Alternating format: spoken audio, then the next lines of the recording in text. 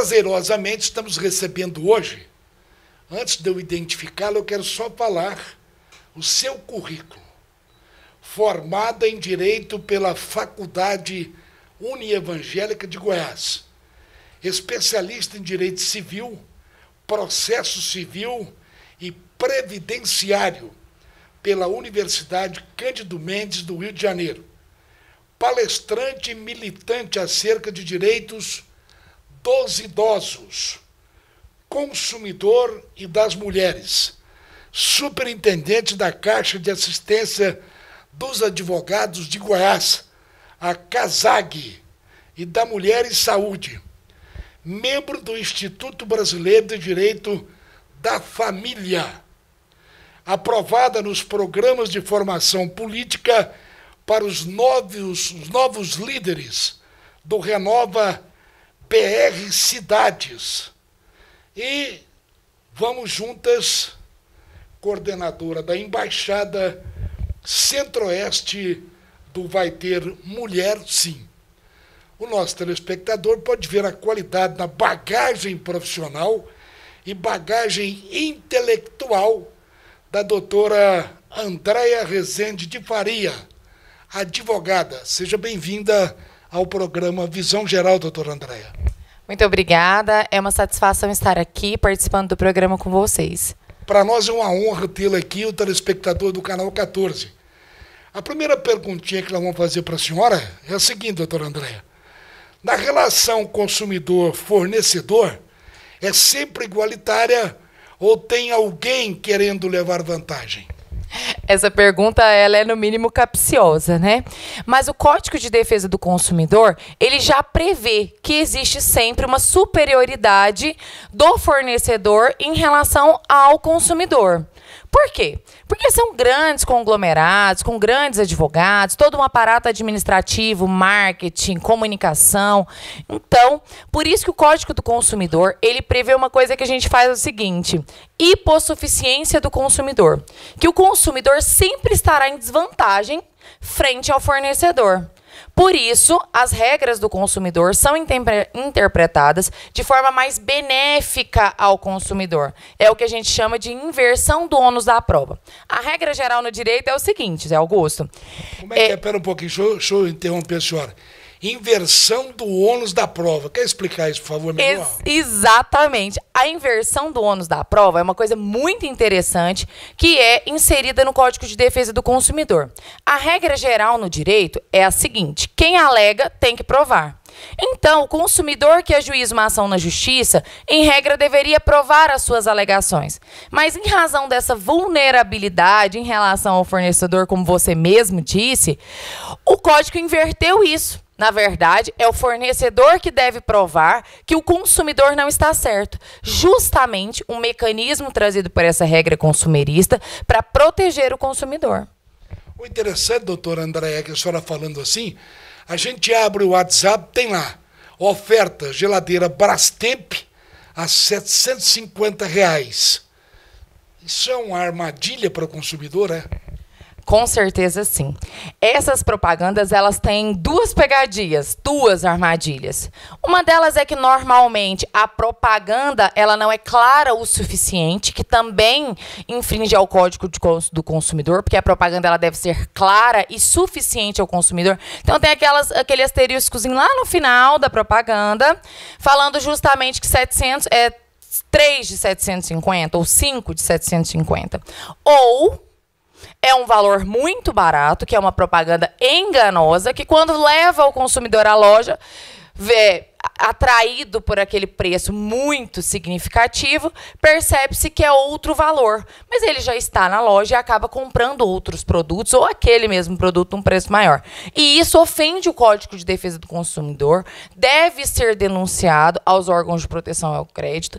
E tem uma coisa muito interessante nessas questões, dessas propagandas muito enganosas. Se o preço não for vil, por exemplo, a propaganda Brastemp, a geladeira Brastemp de R$ 75, R$ 750, eles são obrigados a cumprir aquela propaganda enganosa e vender por aquele preço ao consumidor. Eu quero alertar ou esclarecer ao nosso telespectador que nós estamos de acordo com o que preconiza a OMS, nós estamos um distanciamento de 2 metros e eu usando máscara e a nossa entrevistada não. Tá? Estamos corretos. Não estamos agredindo nenhum protocolo da Organização Mundial de Saúde.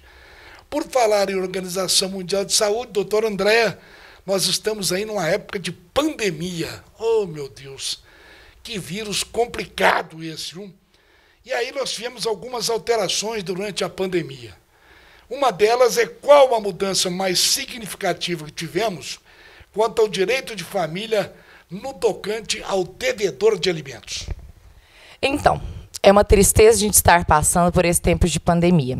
E como você mesmo disse, a OMS tem algumas recomendações de protocolos de saúde mesmo. Uma delas é o isolamento social, uma delas é não misturar muitas pessoas, principalmente pessoas que estão afastadas desse convívio. E o que acontece? Hoje no Brasil, poucas coisas dão prisão efetivamente. E é sabido que o devedor de alimentos ele pode ser preso, uma prisão civil, uma cela separada, condições separadas, mas ele pode ser preso. Acontece que existe toda uma recomendação para que não leve pessoas de fora para dentro dos presídios para não contaminar as pessoas que estão lá. Então, as prisões dos devedores de alimentos estão suspensas nessa época de pandemia. E isso, obviamente, é uma medida de saúde, é interessante e é necessária nesse momento por causa da estrutura que a gente tem, de não conseguir dividir os devedores de alimentos de forma protocolar e sanitária.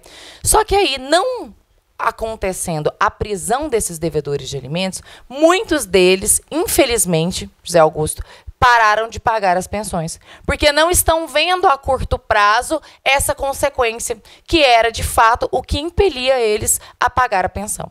Quer dizer que nós temos um agravante, eu posso assim dizer, que a fome aumentou, então, porque não está pagando? Com certeza. É triste dizer, mas muitas pessoas usaram esse período de pandemia para deixar de pagar os alimentos devidos aos filhos. E aí a fome não espera. Então, quem está com as crianças está tendo que se virar para poder suprir as necessidades básicas das crianças. Pois é, nós tivemos uma mudança aí com relação a esse devedor de alimentos. Qual foi essa mudança, doutora? Então, nós tivemos uma mudança significativa dentro desse período de pandemia, que foi que a gente pode hoje suspender as carteiras de habilitação, suspender os cartões de crédito, inserir o nome deles no rol dos inadimplentes, protestar o nome, negativar junto ao SPC e Serasa. Foram meios encontrados para compelir essa pessoa, para obrigar essa pessoa a pagar alimentos. É triste a gente ter que colocar meios tão severos, né, para que a pessoa cumpra uma obrigação que é dele, mas é a saída que nós estamos encontrando dentro do direito. Nós estamos batendo um papo muito informativo com a doutora Andréa Rezende. E aí o nosso telespectador pode fazer uma avaliação, uma leitura da bagagem profissional e intelectual da nossa entrevistada, que tem mais de 10 anos de especialidade nessa área de consumidor, direito da família e por aí afora. Produtos vendidos a preços abusivos. O que o consumidor deve denunciar e onde que ele deve denunciar? Ele deve denunciar em todos os órgãos de proteção ao crédito, especialmente no PROCON, que tem o dever de fiscalizar esses produtos abusivos. E é uma constatação que nós fizemos, que agora, em tempos de pandemia, aconteceu um maior número de preços abusivos. No início da pandemia, nós vimos os preços abusivos quanto à questão do álcool em gel, e na questão dos supermercados também, preços astronômicos de produtos básicos, o que é ainda mais ofensivo à dignidade da pessoa humana de estar passando por um momento tão crítico e as pessoas estarem abusando disso. É diferente, claro, daquele fornecedor que compra aquilo já a preços mais altos porque está havendo uma escassez. Aí, normalmente, o preço sobe um pouco. Mas abusivo é aquele álcool em gel que custava R$6 ser vendido a 40 nas farmácias. Isso é um absurdo. Pois é, ontem, por exemplo, um exemplo particular. Eu gosto de um produto que eu compro num determinado supermercado, não vou falar o nome do produto nem o supermercado. Mas eu assustei quando eu cheguei lá, eu fiz as contas, doutora, 80% de aumento naquele produto que eu gosto de consumir. Quer dizer, o que eu fiz? Não comprei, simplesmente não comprei. Eu entendo que 80% é extremamente abusivo. Isso não pode, definitivamente não pode. Eu deveria ter procurado o PROCON ou algo semelhante, mas deixei de fazer nesse sentido, sabe? Deixei para lá, não comprei o produto de forma alguma. Já que nós estamos falando de produto, doutor André, produtos vendidos ou ingressos comprados antecipadamente, o dinheiro deve ser devolvido, ingressos de shows, por aí afora? O que aconteceu? Essa foi uma área, a área da diversão, do entretenimento, foi uma das mais abaladas durante a pandemia, porque todos os eventos públicos eles foram cancelados. Então, o que se deu até para proteger também a essas pessoas que produzem esses eventos, que trabalham nessa área? Se o evento foi remarcado, aí o dinheiro não foi devolvido. Agora, se o evento não foi remarcado, tem-se a obrigação de devolver o dinheiro. Mas, por exemplo, foi remarcado por uma data que aquela pessoa, aquele consumidor, não tem interesse de ir. Porque a pessoa se programa, às vezes tem uma férias, às vezes não tinha um compromisso e etc. Então, se a pessoa não tiver interesse de permanecer com aquele ingresso, com aquele compromisso, aí eles têm obrigação de devolver esse dinheiro, mas em 12 meses, um ano após. Mas quer dizer que eu compro à vista e depois recebo em 12 pagamentos, 12 parcelas, seria isso? Sim. Infelizmente, é uma questão que vulnerabiliza um pouco o consumidor, mas que também é para causar um equilíbrio nessa situação. Porque essa área de eventos foi demasiadamente também prejudicada pela pandemia. O cidadão faz um pacote, vamos colocar aqui, Rio de Janeiro. Aí ele reserva passagem de avião e hotel. E daí, não tem como é que ele recebe isso, como é que ele tem direito de ressarcimento, como é que é isso? Foi uma outra área bastante afetada pela pandemia, essa questão do turismo, e ficou-se praticamente nos mesmos termos da questão dos eventos públicos. A passagem aérea você pode ficar com crédito para usar em outra oportunidade, quando se normalizar essa questão do turismo, ou terminando, não tendo interesse mais naquele crédito, ele pode te devolver em 12 meses depois que acabar a situação de calamidade. Então, enquanto perdurar essa situação de pandemia, eles não são obrigados a devolver o dinheiro. A mesma coisa dos hotéis.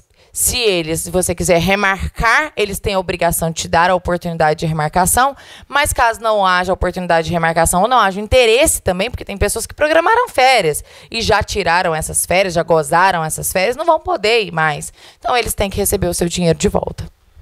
Eu fico aqui fazendo uma leitura com meus neurônios de vez em quando. Vai ter muita gente que não vai procurar esses direitos. Ela vai simplesmente deixar de lado. E aí o dono do hotel, o dono da empresa aérea vai levar vantagem nisso. O que eu costumo dizer, José Augusto, é que o consumidor informado, ele é um consumidor consciente. Nós precisamos, cada vez mais, buscar esclarecimento dos nossos direitos. Hoje é de uma forma muito fácil na internet, tem sites muito confiáveis, que a gente pode buscar informações, ou até mesmo se dirigir ao PROCON para ser esclarecidos os nossos direitos e deveres. Por quê? No momento que nós estamos informados, nós vamos buscar a efetivação dos nossos direitos. Se a gente simplesmente deixar para lá, como o senhor disse, quem vai levar vantagem são, de fato, esses fornecedores. Nós estamos batendo um papo muito informativo com a doutora Andréia Rezende. Ela que também defende o direito do consumidor, com relação à família, relação às crianças, também os idosos. Existe um novo conceito de consumo surgindo aí, doutora, em razão dessa pandemia? Eu acredito que sim. Tenho esperança que sim também. Nós estamos vivendo praticamente um tempo de escassez, de empobrecimento mundial. Então, visto isso, as pessoas começam a dar mais importância àquilo que elas realmente precisam. Porque, anteriormente, estava havendo um momento de consumo desenfreado de qualquer coisa, de bens, de serviços, até de desperdício de alimentos. Então, eu acredito que a pandemia faz com que as pessoas reflitam um pouco e comprem apenas o que é necessário. O que eu acredito hoje, que a gente precisa dar valor a bens duráveis, de qualidade, para que a gente possa não desperdiçar. Até porque, com as pessoas tendo menos dinheiro e menos possibilidades de gastar, ela percebe que algumas coisas são extremamente desnecessárias. O nosso telespectador pode prestar atenção aí, que nós estamos recebendo uma gama de informações. Mais uma delas é o seguinte, doutora Andréia, durante a pandemia, aumentou a violência doméstica, a violência contra a mulher? Aumentou. José Augusto, é triste nós constatarmos que a questão do isolamento social, as famílias todas dentro de casa, o estresse por estar passando por uma pandemia e por estar dentro de casa, principalmente com crianças, fazendo home office. Home office, vamos explicar para o telespectador, é aquele trabalho em casa. Muitas empresas colocaram os funcionários para trabalhar em casa. E as escolas também não estão tendo aulas, ou estão tendo aulas online. Então, as crianças também estão em casa. Isso causou um estresse muito grande e aumentou, sim, a violência contra a mulher. Isso foi tão grave, tão significativo, que existem estados que constatam aumento de até 90% nas agressões. 90%, doutor? É assustador aí. É assustador. É tão assustador, Zé Augusto, que teve que se fazer uma campanha nacional de como essas mulheres poderiam fazer denúncias de formas discretas, porque, infelizmente, existem pessoas que estão com uma violência psicológica e física tão grave que elas não conseguem nem ver uma saída. Então, se instalou no Brasil uma campanha chamada Sinal Vermelho, na qual as mulheres fazem um sinal vermelho de um X na mão e apresenta isso para os atendentes de farmácia. Seria espécie de um código, é? É um código, exatamente. Maravilha. Não, é incrível essa, porque assim, pode ser feito com um batom. Uma belíssima criatividade. Foi a organização dos juízes, essa associação nacional, criou-se essa campanha, que é muito interessante. As farmácias são lugares essenciais, ou seja, não fecharam em toda a pandemia. Esse sinal vermelho na mão pode ser feito com um esmalte, ou pode ser feito com um lápis de cor, uma caneta, ou com um batom. E é um lugar de fácil acesso para as mulheres, onde esses atendentes imediatamente chamam a polícia e protegem essa mulher. Se ela estiver acompanhada do agressor, podem levar ela para uma sala separada e aguardar que a polícia chegue. Então, eu achei fantástica. É um código e é uma campanha de fácil acesso às mulheres que não estão conseguindo fazer denúncias e agora tem uma possibilidade de recorrer a esses lugares para ajudá-las. Quer dizer, é um X que também pode ser representado por uma cruz também, né? Pode, com certeza. Tem que exatamente. ser vermelho. A campanha chama Sinal Vermelho. Imagine que se você for com preto porque você não tem acesso ao vermelho, as pessoas vão entender da mesma forma. Mas acredito que o vermelho, por ser mais chamativo, mais alarmante, esse tipo de coisa. Pois é, além disso, doutora, a senhora teria aqui uma estatística de... Tropecei, hein? Uma estatística de Anápolis em relação à pandemia, com relação à violência sobre a mulher? Nós não temos números absolutos, porque em razão da pandemia, está acontecendo uma subnotificação. As mulheres estão saindo menos de casa, tendo menos acesso a essas questões e, por isso, registrando menos ocorrências. Mas uma outra questão, que eu acredito que seja importante a gente trazer essa informação, em Goiás lançou-se um aplicativo chamado Goiás Seguro. Muitas mulheres não conseguem sair de casa para fazer a denúncia. Por quê? Estão subjugadas pelos seus agressores ou estão cuidando dos seus filhos e aquela pessoa também dentro de casa. Então, não conseguem sair e ir à delegacia da mulher fazer essa ocorrência. O que acontece? Esse aplicativo Goiás Seguro, ela pode fazer por meio do aplicativo essa denúncia. Esse aplicativo ainda não é muito conhecido em Goiás e nós precisamos ajudar a divulgá-lo. A mulher brasileira anapolina, por si só, ela ainda se sente constrangida a denunciar o seu parceiro? Eu acredito que sim, absolutamente. Não só a anapolina, mas em todo o Brasil e acredito que em todo o mundo. Porque a violência contra a mulher, ela ainda é carregada por muitos estigmas, por muito preconceito. Ainda se tem um conceito de que se a mulher apanha, se culpabiliza ela que é a vítima. O que ela fez para acontecer isso? E não existe de forma nenhuma nada que justifique essa questão da agressão. A senhora que está na área, normalmente, ou via de regra, a violência contra a mulher aumenta a partir do momento que o seu parceiro ingere um pouquinho mais de bebida alcoólica, é isso? Sim, infelizmente essa questão da ingestão de bebida alcoólica, ela potencializa a agressividade.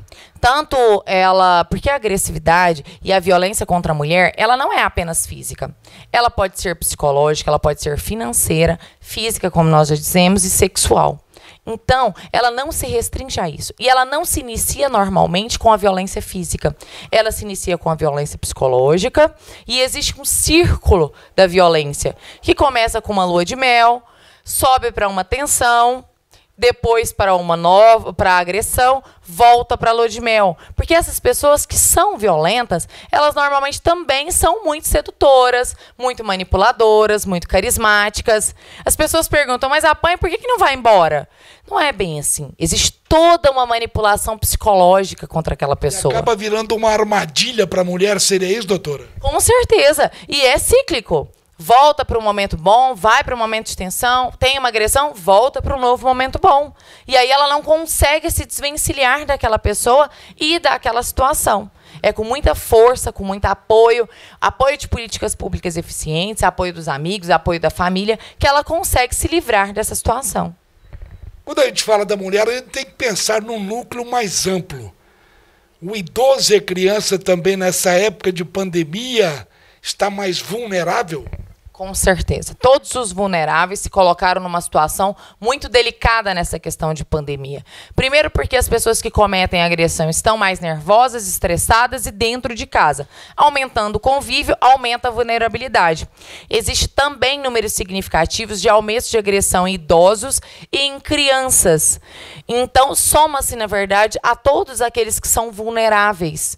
Existem diversas denúncias de idosos que não estão sendo bem tratados da forma que deveriam durante essa pandemia. Por mais triste que isso pareça.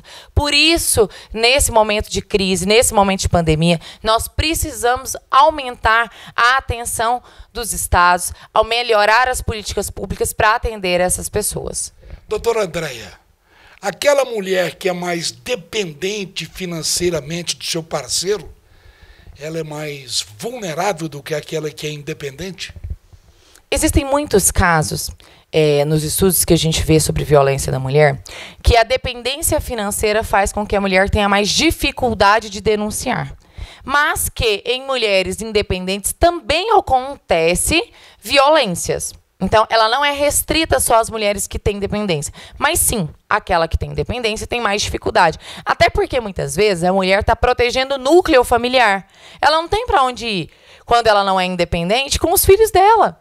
Então, é importante a gente trazer aqui uma informação ainda pouco conhecida para as mulheres, que em Anápolis nós temos uma casa de acolhimento. É uma das poucas cidades do estado de Goiás que possui essa política pública interessante. E do Brasil também. E do Brasil, exatamente. Então, ela pode, sim, sair daquela casa onde ela convive com o agressor, registrar aquela ocorrência e ir para essa casa de acolhimento com os seus filhos. É uma casa num local discreto, para que esses agressores não saibam aonde ele significa, e tem todo o apoio, tanto de alimentação, suporte e até mesmo cursos para que ela possa se qualificar e arrumar um emprego, se inserir no mercado de trabalho.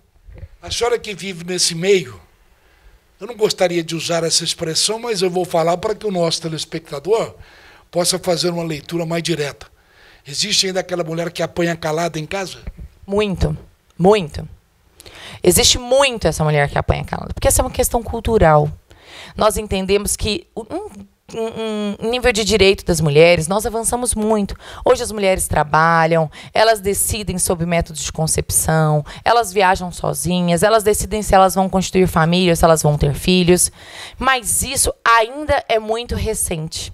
Essa cultura de liberdade, de dar voz às mulheres, ainda é muito recente. Tem muitas mulheres que foram criadas dentro de um ambiente cultural que elas devem apanhar caladas, que isso acontece sempre, que isso é normal, que isso é dos homens, e isso não é verdade. E é por isso, José Augusto, que nós temos a oportunidade de trazer esse direito das mulheres. Eu faço palestras de forma voluntária em faculdades, em postos de saúde, em comunidades e associações, para que a gente possa divulgar esse direito das mulheres. E agradeço a oportunidade de estar falando aqui no Canal 14 a respeito desses direitos. Por quê? Quando a gente começa a dar voz a essas mulheres, a explicar que não é bem assim, que isso é errado, que elas não merecem ser agredidas, que elas possuem direitos e que elas existem várias associações, várias políticas públicas e pessoas que podem protegê-las, elas se sentem mais seguras para sair dessa condição de agressão. Eu queria que a senhora falasse um pouquinho sobre o Renova BR, que eu imagino que seja Brasil, através da deputada, que foi implantado para a deputada Tabata Amaral ou Tabata Amaral? É Tabata ou Tabata? É Tabata, mas são projetos diferentes. Ah, tá.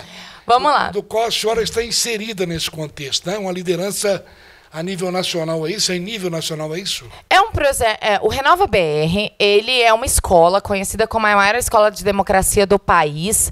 Eu falo que quem faz o Renova BR é um aluno do Renova BR, uma alegria.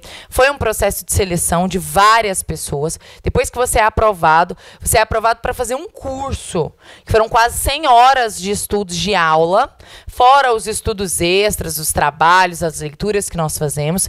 E é uma leitura, eu fui aprovada num curso do Renova BR, Renova Brasil, Cidades, de formação para que você possa compreender as cidades, as suas demandas e pensar políticas públicas eficientes. A Tabata Amaral foi aluna também do Renova BR e depois eleita, né, como deputada federal, a segunda deputada federal mais votada do Brasil. Mas tem também um projeto da Tabata Amaral, que eu fui selecionada, que foi um projeto ao qual eu tenho muito, muito carinho, que é o Vamos Juntas na Política. Esse, sim, é um projeto idealizado pela Tabata Amaral. Eu fui a única selecionada do estado de Goiás, o que me dá muita alegria, muita gratidão, mas muito senso de responsabilidade também. Esse já é um projeto de incentivo e desenvolvimento para mulheres, para desenvolver liderança de mulheres, para dar uma rede de suporte para mulheres, onde você tem uma mentoria, a minha diretora-geral do Senado, a doutora Ilana, a qual eu tenho a graça de aprender todos os dias, para que a gente possa realmente desenvolver essa liderança, ter mais condições de servir a cidade de forma mais competente e eficiente. A senhora falou do slogan, vamos juntos na política. Por falar em política, com essa bagagem profissional toda, com essa bagagem intelectual toda da doutora Andréa Rezende, a senhora é pré-candidata a vereadora em Anápolis, não? Sou pré-candidata a vereadora em Anápolis. Eu tenho uma história de muito carinho e de muita entrega para a minha cidade. E eu entendo que, nesse momento, é um momento para a gente se inserir, de fato, na política. Como pré-candidata a vereadora, eu entendo que nós podemos fazer mais e melhor pela cidade.